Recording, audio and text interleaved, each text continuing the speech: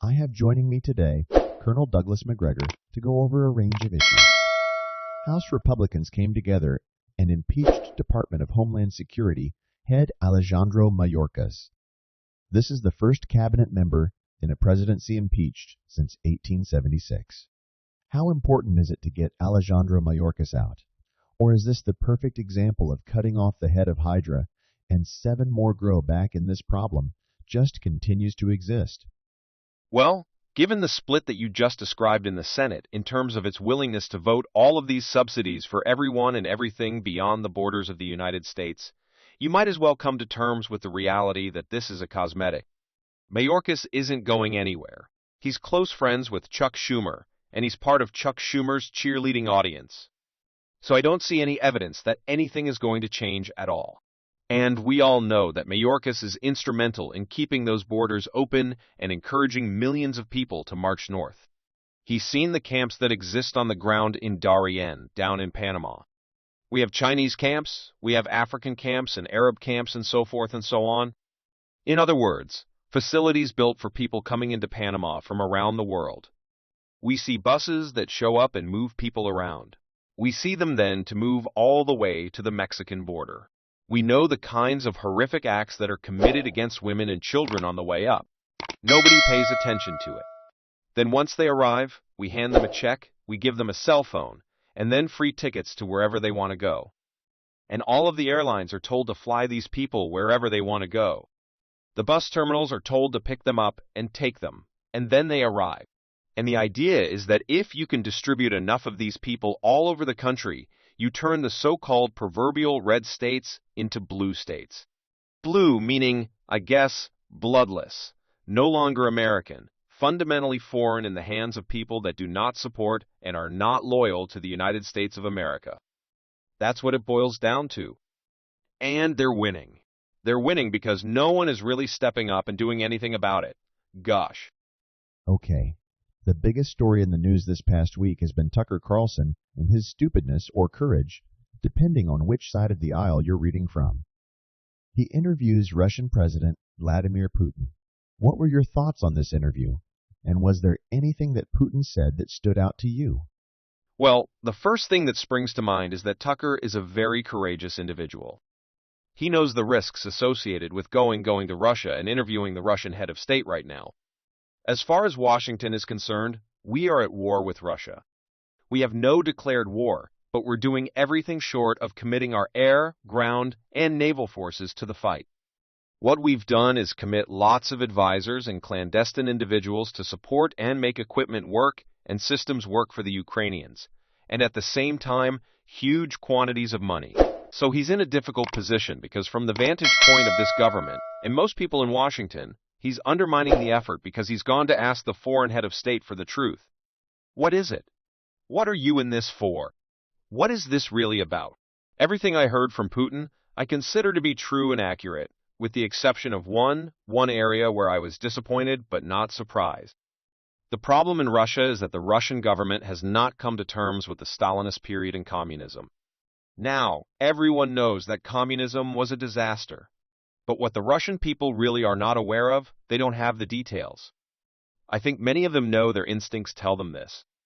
Their fathers, grandfathers told them these things, but they're not really fully aware of the tens of millions of human beings that were murdered between 1918 and the beginning of the Second World War. Millions.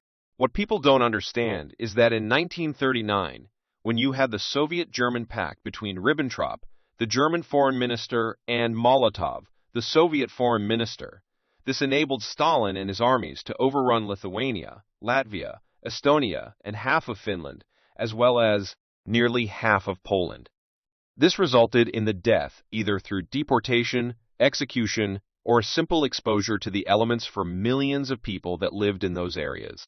That doesn't come up for discussion. Instead, everyone talks about, well, Hitler, Hitler, Hitler. There could not have been a Second World War without two things. First of all, without communism coming to power in 1918 and then consolidating its power through the murder of millions of human beings inside the Soviet Union, you would not have had the fear that emerged in the rest of Europe, particularly in Germany, where by the time Hitler is finally elected to office, And when I say elected, that's misleading. He had 32% of the vote. It was largely in response to the fear of communism inside Germany. People knew that millions were being starved to death, that somewhere between 7 and 10 million Ukrainians inside Ukraine were starved to death, an orchestrated famine. Those who were not starved to death deliberately by the removal of all food and the decimation of their families, the destruction of their property, were then shot on sight, raped and shot or deported.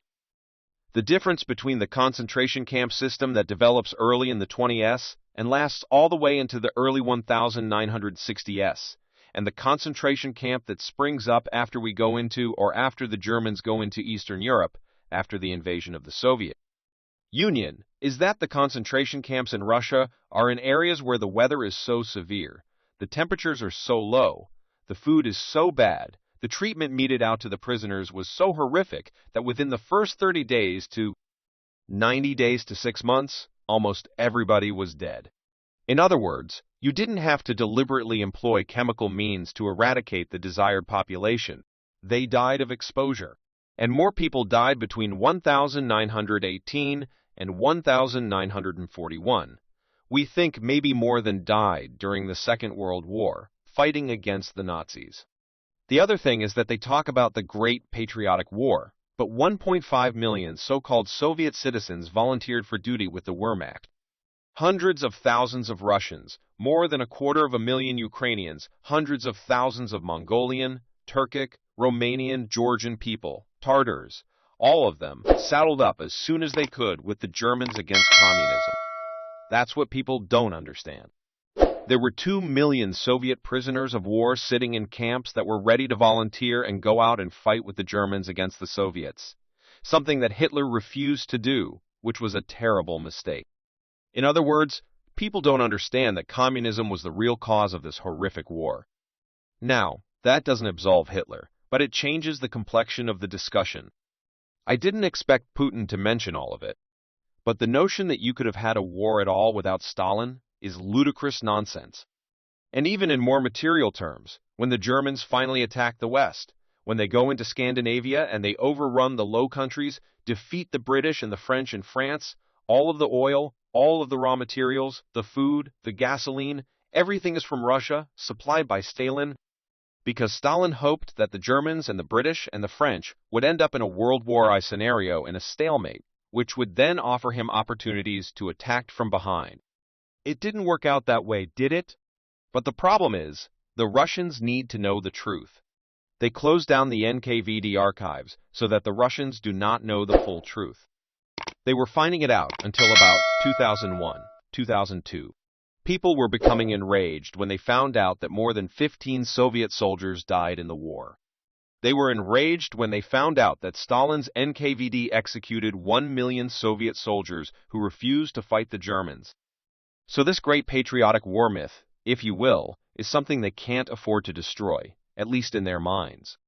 Now, everything that was said about Tsarist Russia from 932 up to 1918 was true and accurate.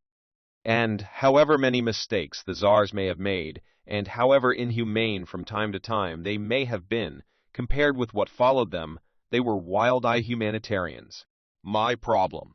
Now, Tucker couldn't push back against the head of state and say, "You're not telling us the truth about what happened with Stalin." That was beyond the scope of this thing. But I'm disappointed that no one in Russia will stand.